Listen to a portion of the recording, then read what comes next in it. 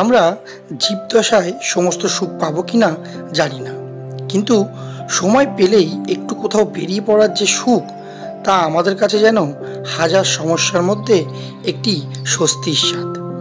আর এই স্বাদ তখন ডবল হয়ে যায় যখন এর সাথে যুক্ত হয় রাতের ট্রেন জার্নি। দিনের ট্রেন জার্নি একরকম, আর রাতের ট্রেন জার্নি সে তো জার্নি নয়, সে যেন মায়া। তাই বন্ধুরা, যাত্রা শুরু করছি আমাদের ঘরের সবচেয়ে কাছের স্টেশন দমদম ক্যান্টনমেন্ট স্টেশন থেকে।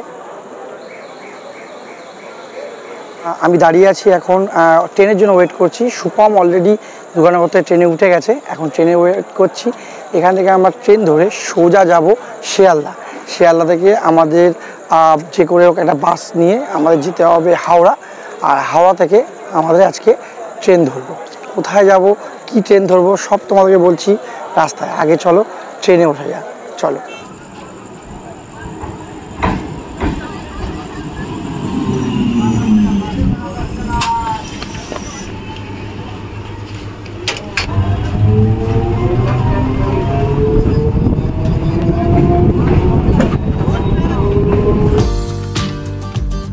আমাদের গল্পের শুরু প্রতিবারই এরকমই কোনো লোকাল ট্রেন জার্নি থেকেই হয়। সত্যি বলতে কি, সারা দিনের ক্লান্তি তো ঠিক তখনই শেষ হয়ে যায় যখন তোমাদের নতুন গল্প শোনাবো বলে ব্যাগপত্র নিয়ে বেরিয়ে পড়ি।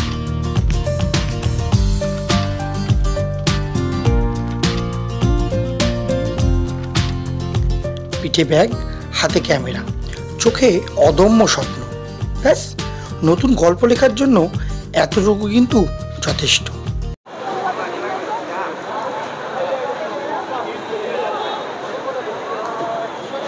তো বন্ধুরা, বেরিয়ে পড়েছি আমরা এখন শিয়ালদা স্টেশনের বাইরে। আর এখন আমাদের প্রথম কাজ হলো এখান থেকে তোমার একটা বাস করা। আমরা বাসে করে যাবো হচ্ছে হাওড়া স্টেশন অবধি। তো আগে বলে রাখি, শিয়ালদার এখানে কিন্তু হচ্ছে তোমার কোনো রকম বাস পাওয়া যায় না, তোমাকে একটু এগিয়ে হেঁটে নীলরতনের সামনে যেতে হবে, ওখান থেকেই পাবে। তো চলো আগে নীলরতনের সামনেই যাওয়া যায়। ভেবে তো ছিলাম নেব বাস, কিন্তু ভাগ্যক্রমে কপালে জুটে গেল শেয়ারে ট্যাক্সি। ব্যাস আর কি, জানলার সিটের ধারে মুখটা বাইরে বার করে চৈত্রের হাওয়া এবং সামনে হাওড়া ব্রিজ। আর কি, আমাদের গল্পে আরও এক যুক্ত হলো সুন্দর মুহূর্ত। 30 টাকা করে আমরা চলে আসলাম পুরো একেবারে শিয়ালদা স্টেশন থেকে এই অবধি। তো আমরা এখন উল্টো দিকে যাচ্ছি, স্টেশনটা আমাদের অ্যাকচুয়ালি পেছনে, আমরা উল্টো দিকে যাচ্ছি কারণ ট্রেনের টাইম এখনও অনেকটা সময় আছে। তো হাতে এরকম কিছুটা সময় থাকলে আমরা যে জায়গাটায় গিয়ে একটু বসি, গঙ্গার পাড়টায় গিয়ে একটু বসি, তো ওইখানেই গিয়ে একটু বসবো।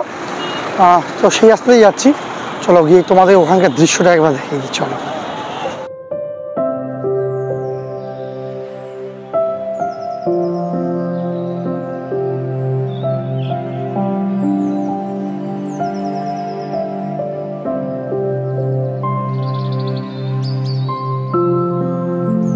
বন্ধুরা, এখন আমরা কিন্তু স্টেশনের দিকে এগাচ্ছি।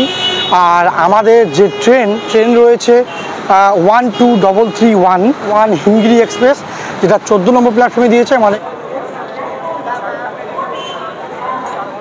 তো বন্ধুরা, আমরা কিন্তু চলে গেছি এখন হাওড়া স্টেশনের ভেতরে। ট্রেন দিয়েছে কিনা বুঝতে পারছি না, তবে দিয়ে দেওয়াটাই উচিত। তো আগে চলো ট্রেনে লোকোমোটিভ তোমাদেরকে দেখাবো, আর ট্রেন সম্বন্ধে সব কিছু তথ্য তোমাদেরকে জানাবো। আগে চলো ট্রেনের সিটে উঠে যাওয়া যাক, চলো।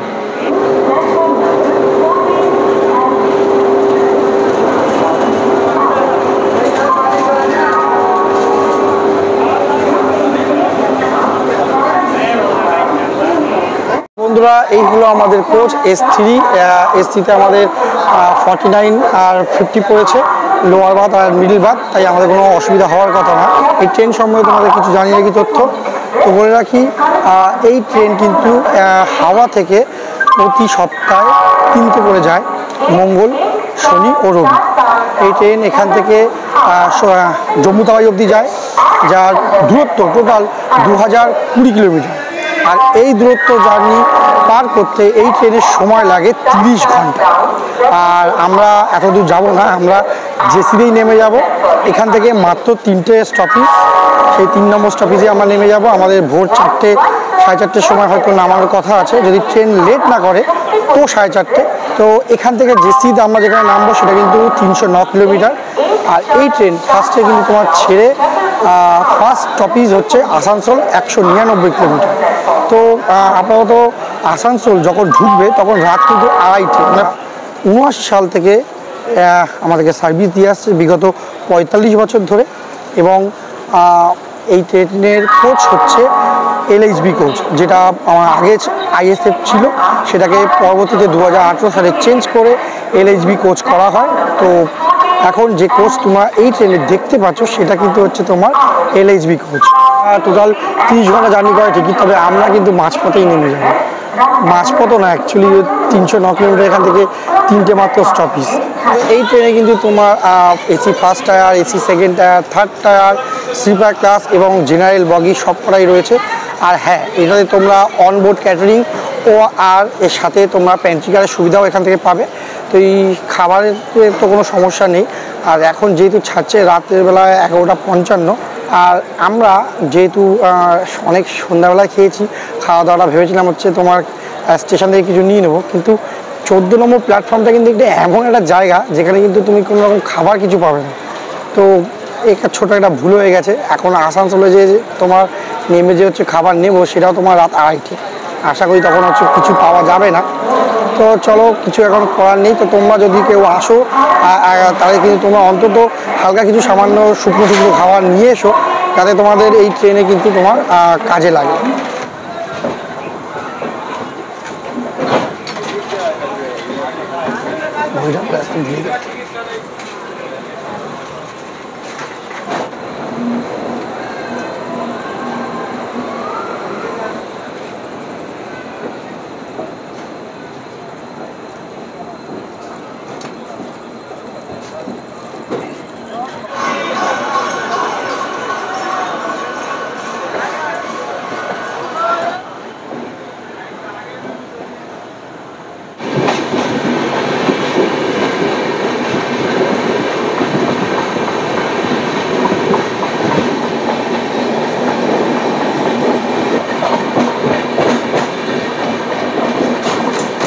বন্ধুরা ছেড়ে দিল কিন্তু আমাদের হিমগিরি এক্সপ্রেস হাওড়া স্টেশন থেকে, টাইম মতোই ছেড়েছে।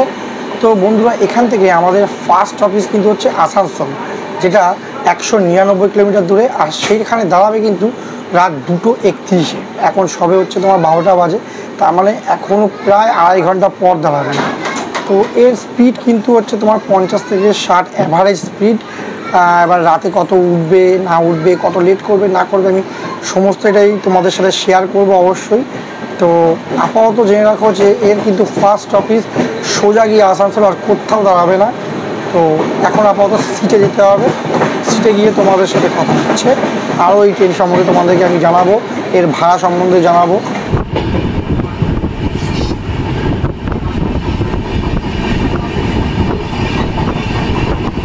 তো বন্ধুরা চলে এসেছি কিন্তু আমরা এখন আমাদের সিটে। আর আমাদের সিটে দেখো এসে সুখম অলরেডি শুয়েও পড়েছে। তো আমাদের কিন্তু গন্তব্য বেশি দূর না, আমাদের জিসিতেই আমরা নামবো। তো আগে তোমাদেরকে বলে রাখি যে এই ট্রেনের ভাড়া সম্বন্ধে। তো এই ট্রেনে বিভিন্ন ক্লাসে বিভিন্ন রকম ভাড়া, সেটা আমি স্ক্রিনে দিয়ে দেবো, তোমরা সেটা দেখতে পাবে যে এর কোনটা ভাড়া আছে। সেই জার্নি কিসের জার্নি, যাতে থাকবে না একটা জানলার ধারে সিট। বন্ধুরা এই জানলার সিট ছাড়া জার্নি যেন মিষ্টি ছাড়া বিয়ে বাড়ির পাত। তাই কিভাবে জানলার সিট পাওয়া যায়, চলো আজ সেটাই তোমাদের শিখিয়ে দিই। তো আরেকটা ব্যাপার বলে রাখি যে তোমাদের মধ্যে কিন্তু অনেকে আমাকে কমেন্টস করে জানিয়েছিলে যে দাদা ইচ্ছা মতো হচ্ছে তোমার সিট অ্যারেঞ্জ কী করে পাবো। মানে অনেকেরই হচ্ছে তোমার যখন ঘুরতে যাও তোমাদের অনেকেরই হচ্ছে প্রেফার থাকে যে আমি লোয়ার বার্থ চাই কিংবা আমার মিডল বার্থ চাই। তো অনেকে সেটা পাও না, অনেকে ভাবো যে ওটা অটোমেটিক সিট অ্যারেঞ্জ হিসাবেই হয়। অ্যাকচুয়ালি তাই হয়, এটা হচ্ছে ইউনিক আইডি। মানে তোমার যদি IRCTC-তে ইউনিক আইডি বানিয়ে রাখো নিজের প্রেফার বার্থ দিয়ে, তাহলে কিন্তু তুমি যখন টিকিট কাটবে তো ফার্স্টে কিন্তু তোমাকে সেই বার্থই দেবে। মানে যারা জানো ইউনিক আইডি সম্বন্ধে তারা তো খুব ভালো, যা জানো না তাদেরকে বলে রাখি যে ইউনিক আইডি হলো IRCTC-তে একটা বানানো আইডি। তো এখানে তুমি তোমার আধার কার্ডের নাম্বার দিয়ে এখানে বানাতে পারবে এই আইডিটা। সাথে তুমি ওখানে তোমার ওরা চাইবে যে তোমার প্রেফারেন্স বার্থ কী। তো যখন তুমি টিকিট কাটবে তখন তুমি যদি সেই ইউনিক আইডিটা দিয়ে টিকিট কাটো তখন কিন্তু তুমি যে বার্থে যদি ফাঁকা থাকে, যে বার তুমি চাইছো সেই বার যদি ফাঁকা থাকে তো ফার্স্টে কিন্তু তোমাকে সেই বার দিবে। আমাদের কিন্তু এই ম্যাক্সিমাম ট্যুরে আমরা ইউনিক আইডি দিয়ে আমাদের কাটা, সেহেতু আমাদের কিন্তু দুজনের সবসময় লোয়ার বাথ আর মিডল বাথই নেওয়া, যাতে আমরা বসে ভিডিওটা ভালো করতে পারি। তার জন্য আমাদের লোয়ার বাথ মিডল বাথটা সবসময় নেওয়া থাকে।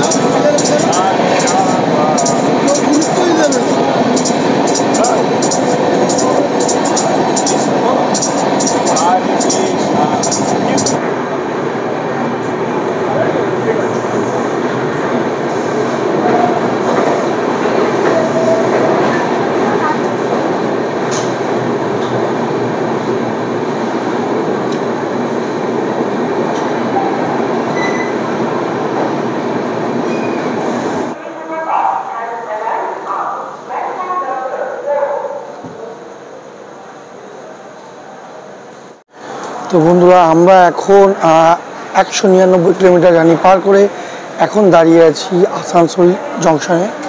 তো এখানে স্টপেজ কিন্তু মাত্র 5 মিনিটের, এটা ফার্স্ট স্টপেজ। এরপরে কিন্তু গাড়ি গিয়ে সোজা দাঁড়াবে চিত্তরঞ্জনে।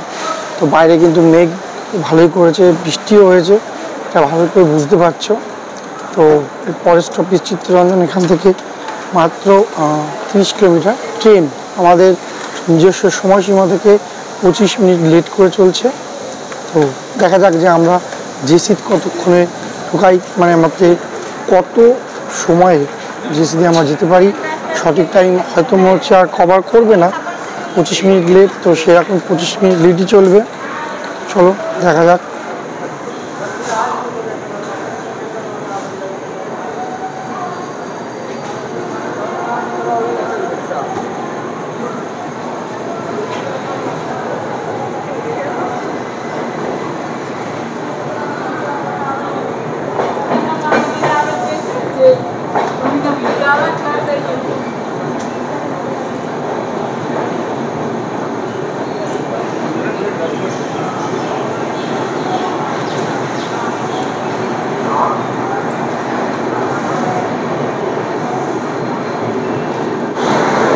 তো বন্ধুরা, ছেড়ে দিল কিন্তু আসানসোল জংশন।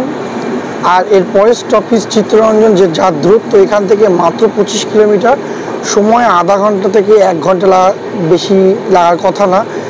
কিন্তু সবচেয়ে ভালো হয়েছে যেটা এখানে, যে এখন যে বৃষ্টিটা হয়েছে এতে যে বাইরে একটা ওয়েদারটা নরম হয়ে গেছে, এতে কিন্তু বেশ হচ্ছে ঘুমটা হচ্ছে, মানে পুরো কামরা কিন্তু এখন পুরো ঘুমে আচ্ছন্ন। বেশ ওয়েদারটা নরম হয়েছে, যে এখন গরম চলছিল কলকাতাতে, তাতে কিন্তু মানে সত্যিই এই বৃষ্টিটা দরকার ছিল। তো এই বৃষ্টিটা কলকাতা হয়েছে কিনা আমি ঠিক বলতে পারবো না, কিন্তু আসানসোলে এই যে বৃষ্টিটা হয়ে বেশ ওয়েদার নরম। তো দেখা যাক যে কালকে সারাদিনে এরকম ওয়েদারটা থাকে কিনা। তো বন্ধু, আপাতত কিন্তু হচ্ছে নেক্সট স্টপেজ চিত্তরঞ্জন।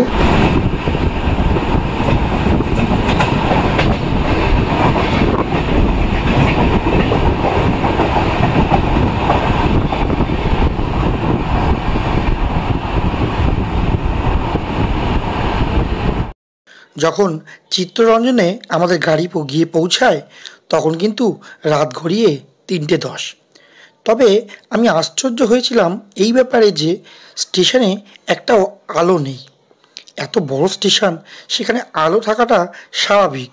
তবে বেশিক্ষণ আমাদের গাড়ি না দাঁড়ানোতে আমাদের কিন্তু বেশি দুশ্চিন্তা হয়নি।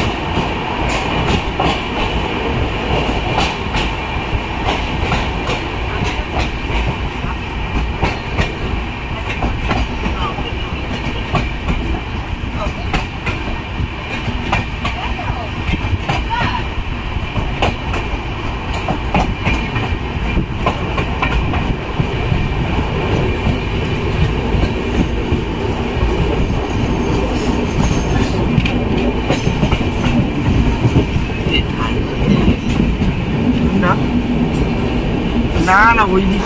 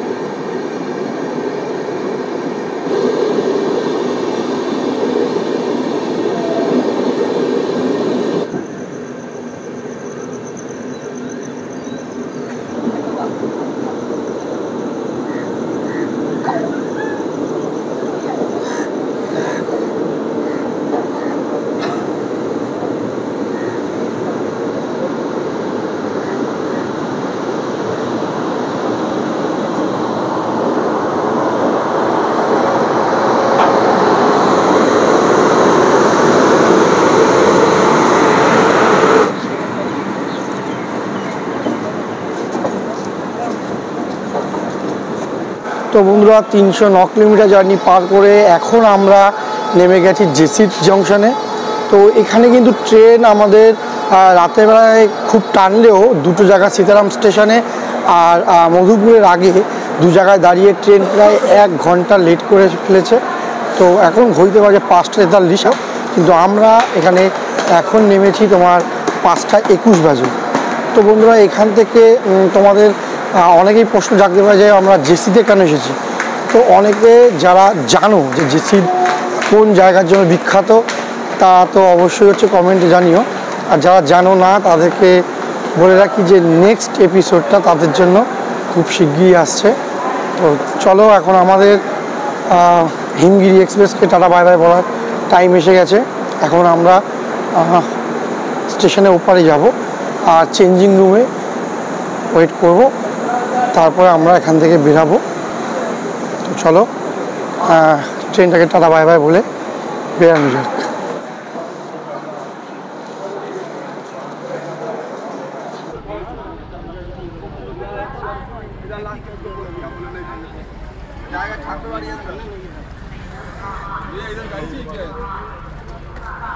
তো বন্ধুরা বেরিয়ে পড়েছি কিন্তু আমরা জেসি স্টেশনের বাইরে চলে এসেছি, আমরা জেসি স্টেশনের বাইরে। তো কেমন লাগলো তোমাদের আমাদের জার্নিটা তোমরা অবশ্যই কিন্তু কমেন্ট করে জানিও। আর তো চলো বন্ধুরা দেখা হচ্ছে এরপরের এপিসোডে। চলো টাটা বাই, জয় হিন্দ, বন্দে মাতরম।